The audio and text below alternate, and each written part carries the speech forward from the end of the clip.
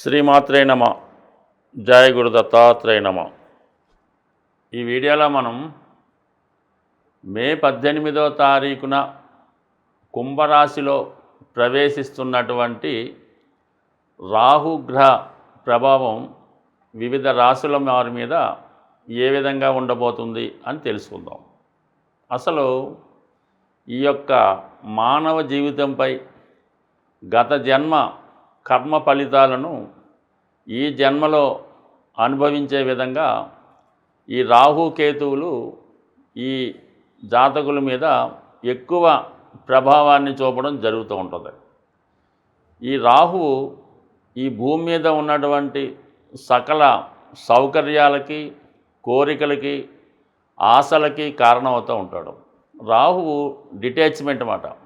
ఏదైనా ఒక బంధాన్ని స్వీకరించడం, ఆ బరువు బాధ్యతలు మోయడం, విపరీతమైనటువంటి ఆశలకి, కోరికలకి, వ్యామోహాలకి ఈ రాహుగ్రహం కారణం అవుతూ ఉంటుంది.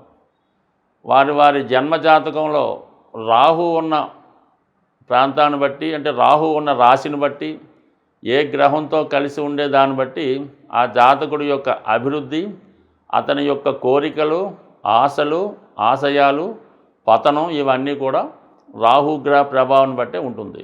వారి యొక్క జన్మజాతకంలో రాహు శనితో కలిసి ఉంటే జాతకుడు జీవితంలో ప్రథమంలో కష్టాలు పడినప్పుడు కూడా తర్వాత చాలా అత్యున్నత స్థాయికి వృత్తిపరంగా, పారిశ్రామికవేత్తగా, అంటే ముందు ఒక కార్మికుడిగా జీవితం ప్రారంభించి ఒక పారిశ్రామికవేత్తగా అతని శకం ముగించడం జరుగుతూ ఉంటుంది.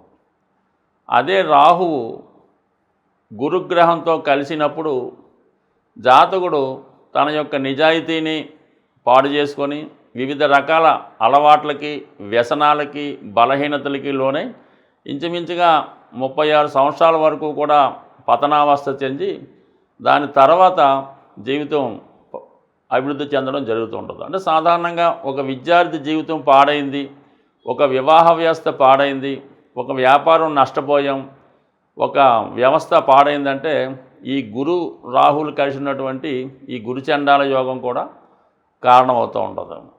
ఎక్కువగా మనిషి జీవితంలో సుఖ సౌఖ్యాలు అనుభవించాలన్నా, బాగా పతనావస్థ చెంది అనేక రకాల జైలు శిక్షలు కానీ, అనారోగ్య సమస్యలు కానీ పొందాలంటే ప్రధానం రాహువే కారణమవుతుంటాడు. అందుకనే నిరంతరం రాహుగ్రహం గోచార రీత్యా అయితేనే, దశల రీత్యా అయితేనే సాధారణంగా మనం దాన్ని గమనిస్తూ ఎప్పటికప్పుడు రాహుగ్రహం చెప్పిన విధంగా మనం నడుచుకుంటూ తగు పరిహారాన్ని చేసుకోవడం వల్ల రాహు యొక్క అనుగ్రహం ఉందంటే జాతకుడు సాధారణ స్థాయి నుంచి కోటీశ్వరుడు అవ్వడం జరుగుతుంది. అదే రాహుగ్రహం కోపానికి గురయ్యారంటే చాలా పతనావస్థకి గురై చివరి జీవితం జైల్లో కానీ, బాగా రోగాలతో హాస్పిటల్లో కానీ మరణానికి కూడా రాహువే కారణమవుతుంటాడు. ఏదేమైనా ఒక వ్యక్తి జాతకం సంతోషంగా, ఎటువంటి నిందలు లేకుండా, ఎటువంటి జైలు శిక్షలు, రోగాలు లేకుండా ఒక మంచి పేరుతో నడవాలంటే రాహుగ్రహ స్థితి చాలా ఇంపార్టెంటు. అందువల్లనే మనం ఇప్పుడు రాహుగ్రహం ఏ విధంగా ఏ రాశుల వారికి ప్రభావం చూపుతుందో తెలుసుకునే ప్రయత్నం చేద్దాం. వృషభ రాశి వారికి దశమ స్థానంలో ప్రవేశించినటువంటి రాహుగ్రహం మీకు దశమ స్థానం అన్నది ఈ వృషభ రాశి వారికి చాలా ఇంపార్టెంట్ అయినటువంటి స్థానం. దశమ స్థానం శని భగవానుడు ఎంత బలంగా ఉంటే ఈ వృషభ రాశి వారు జీవితంలో అంత ఉన్నత స్థాయికి రావడం జరుగుతూ ఉంటుంది. ఎందుకంటే వృషభ రాశి వారికి ఈ శని యోగకారకుడు. శని యొక్క రాశులైనటువంటి 9, 10 స్థానాలు మకర కుంభాలు. ఈ రాశిలో ఏ గ్రహాలు ఉన్నా అవి జాతకుడు వృత్తి మీద ఎక్కువ ప్రభావాన్ని చూపడం జరుగుతూ ఉంటుంది.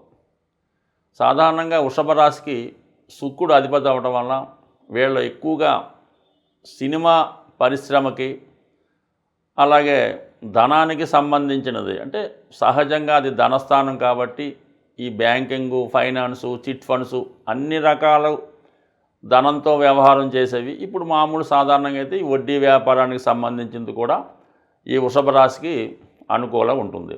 అలాగే వ్యవసాయం, వెటర్నరీ డాక్టర్లు, ఈ కోళ్ల ఫారం, అలాగే పాడి పరిశ్రమ, అంటే ఏదన్నా ఒక తోటలు, ఇవన్నీ కూడా వృషభ రాశికి సంబంధించినటువంటి సంపద.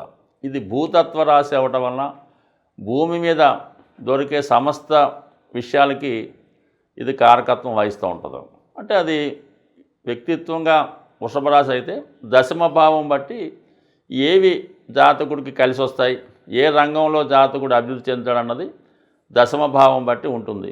ఇక్కడ అప్పుడు రాహువు ప్రవేశించడం వల్ల మరి రాహు టెక్నాలజీకి కారణం అవుతూ ఉంటాడు. ఒక చిన్న ప్రయత్నంతో ఒక గొప్ప విజయాన్ని సాధించే విధంగా రాహు చెప్తూ ఉంటాడు. అంటే ఏదన్నా ఒక భావంలోకి రాహు వచ్చినప్పుడు ఆ రాహు ఆ భావాన్ని బాగా ఎక్స్పెండ్ చేయడం జరుగుతూ ఉంటుంది. అయితే గురువు కూడా ఇదే విధమైనటువంటి లక్షణం ఉంటుందన్నమాట. గురువు ఏ భావంలో ఉంటే ఆ భావం యొక్క ఫలితాలని ఎక్స్పెండ్ చేయడం జరుగుతూ ఉంటుంది. అలాగే రాహు ఏ భావంలో ఉంటే ఆ భావాన్ని ఎక్స్పెండ్ చేస్తాడు. అయితే గురువు నిజాయితీగా మన సంస్కృతికి సాంప్రదాయానికి అనుకూలంగా ప్రవర్తిస్తుంటాడు. దానికి కంప్లీట్ విరుద్ధంగా ఈ రాహువు మరి చట్టానికి వ్యతిరేకంగా ఏదో విధంగా ధనాన్ని సంపాదించాలనే ఉద్దేశంతో ప్రస్తుతం ఉన్నటువంటి రూల్సు అన్నీ కూడా పక్కన పెట్టి తనదైన శైలిలో వెళ్ళిపోవడం జరుగుతూ ఉంటాడు.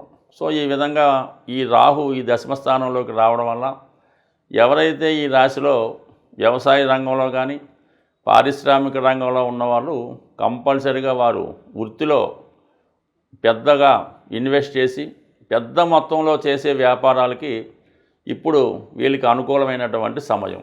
అంటే కామన్గా వ్యవసాయానికి అవసరమైనటువంటి పెద్ద పెద్ద పనిముట్లు ఒకేసారి ఒక 100 ఎకరాలు వ్యవసాయాన్ని ప్రారంభించడం, లేదు ఒక పాడి పరిశ్రమ స్థాపించాలంటే ఒకేసారి ఒక 1000 గేదెలతో ప్రారంభించడం, అదే కోళ్ల ఫారం అయితే ఒకేసారి ఒక 100 ఎకరాల్లో ఈ షెడ్లు వేసి స్థాపించడం, అటువంటి దానికి రాహు సహకరించడం జరుగుతూ ఉంటుంది.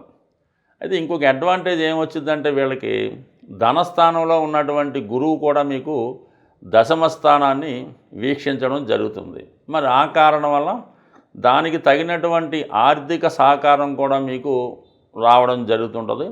అయితే ఇది సబ్సిడీ రూపంలో కూడా మీకు చాలా వరకు రావడం జరుగుతుంటుంది. అక్కడ ఉన్న ప్రాంతాన్ని బట్టి మీరు ఏది స్థాపించినా కూడా ఎక్కువ మొత్తంలో సబ్సిడీ రావడం వల్ల ఇది మీకు ఇండస్ట్రీ పరంగా మీకు కానీ, అలాగే బ్యాంకింగ్ రంగంలో వారికి కానీ, లేదా మీరు కొత్తగా ఏదన్నా ఒక ఇలాంటి ఫైనాన్స్ సంబంధించింది ప్రారంభించాలనుకున్నా, లేదంటే ఒక సినిమా పరిశ్రమలో ఎంటర్ అయ్యి ఒక సినిమా తీయాలనుకున్నా కంపల్సరీగా అది కొద్దిగా పెట్టుబడితో ఇతరుల సహకారంతో గొప్పగా మీరు దాన్ని ప్రొజెక్ట్ చేసే అవకాశం ఉన్నది. అది ముఖ్యంగా నిరుద్యోగులు ఎవరైతే ఉంటారో వారి సమయంలో సాఫ్ట్వేర్ రంగంలో కానీ, బ్యాంకింగ్ రంగంలో కానీ, లేదంటే ఈ వైద్యానికి సంబంధించిన దాంట్లో ముఖ్యంగా ఈ వెటర్నరీ అంటే ఈ జంతువులకు సంబంధించినటువంటి వైద్యం, ఈ పశువుల డాక్టర్ అనుకోవచ్చు, కోళ్ల ఫారానికి సంబంధించవచ్చు, దానికి సంబంధించిన మెడిసిన్స్ అనుకోవచ్చు, వీటన్నిటిలో కూడా ప్రవేశానికి అనుకూలత ఉంటుంది. అలాగే మీ యొక్క టార్గెట్ ఉంటుంది. సాధారణంగా ఈ దశమంలో రాహు ఉన్నప్పుడు మీకు ఒక టార్గెట్ ఇస్తారు.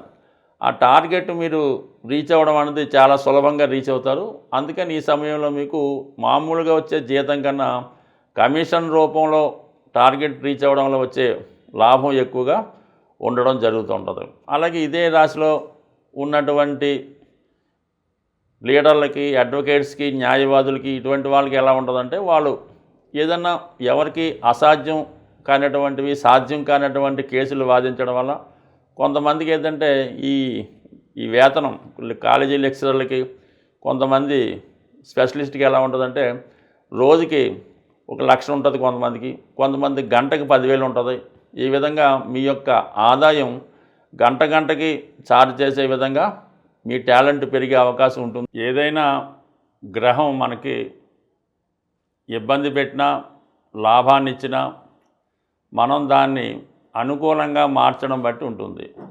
ఏదైనా ఒక గ్రహం మనని ఇబ్బందులు పెడుతుందంటే ఖచ్చితంగా దాని తర్వాత అది మంచి ఫలితం ఇస్తుందని అర్థం చేసుకోవాల్సి ఉంటుంది. అయితే మనం ఆ ఇబ్బందుల్ని ఎదుర్కోవాల్సి ఉంటుంది. అది ఏ విధంగా అంటే మన ప్రవర్తన, మన నడవడిక ద్వారా ఎదుర్కోవలసి ఉంటుంది.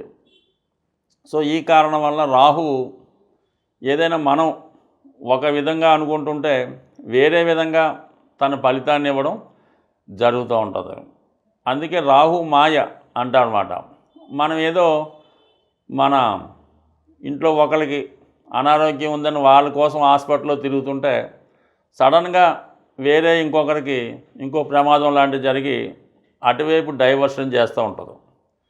మనం ఏదో ఒక యాక్సిడెంట్ జరగకుండా జాగ్రత్తగా కారు డ్రైవ్ చేసుకుంటూ వెళ్తుంటాం, మన దారిలో పక్కనే వెళ్తుంటాం. కానీ వెనక నుంచి ఎవడో వచ్చి ఏ టెప్పరోడో వచ్చి గుద్దుతూ ఉంటాడు. ఇది రాహు పెట్టే మాయ.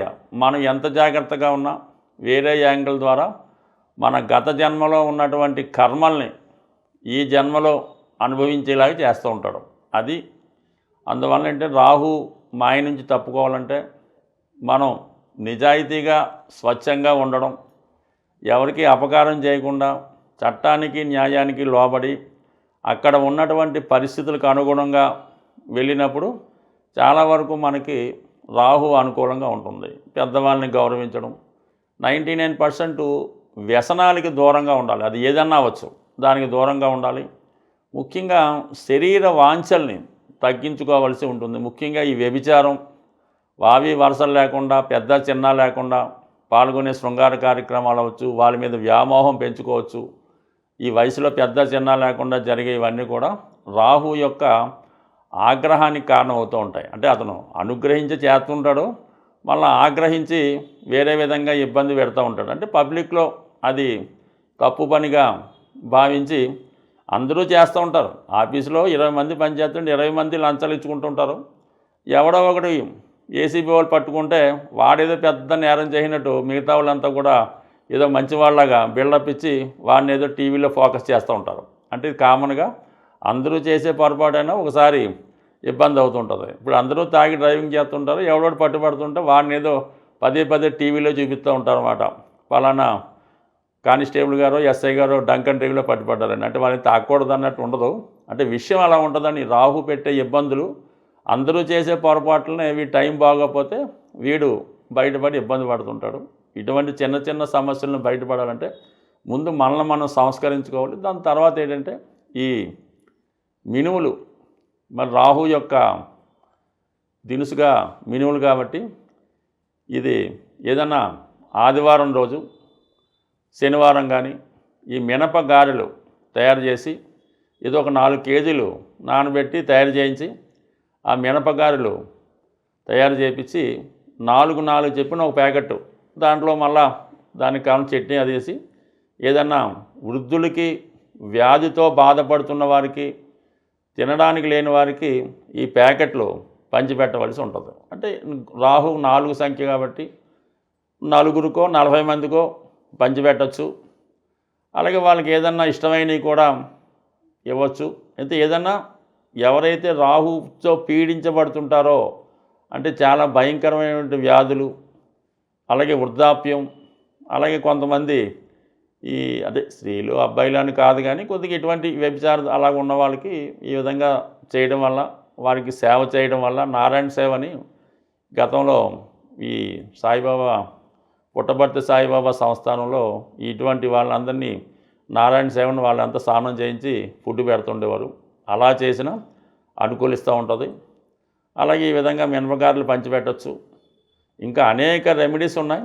ముఖ్యంగా ఏంటంటే అమ్మవారి ఏదైనా ఒక శక్తి స్వరూపం, కాళీమాత, దుర్గామాత, ఏదైనా ఈ సింహం మీదో పులి మీదో ఉన్నటువంటి అమ్మవారిని ధ్యానించడం వల్ల ఈ దసరా నవరాత్రులు, ఈ గుప్త నవరాత్రులు వస్తున్నప్పుడు విధి విధానంగా దీక్షగా ఉండడం వల్ల ముఖ్యంగా మత్తు పదార్థాలకి, వ్యసనానికి దూరంగా ఉంటే రాహు బ్రహ్మాండంగా అనుగ్రహించే అవకాశం ఉంటుంది. స్వస్తి.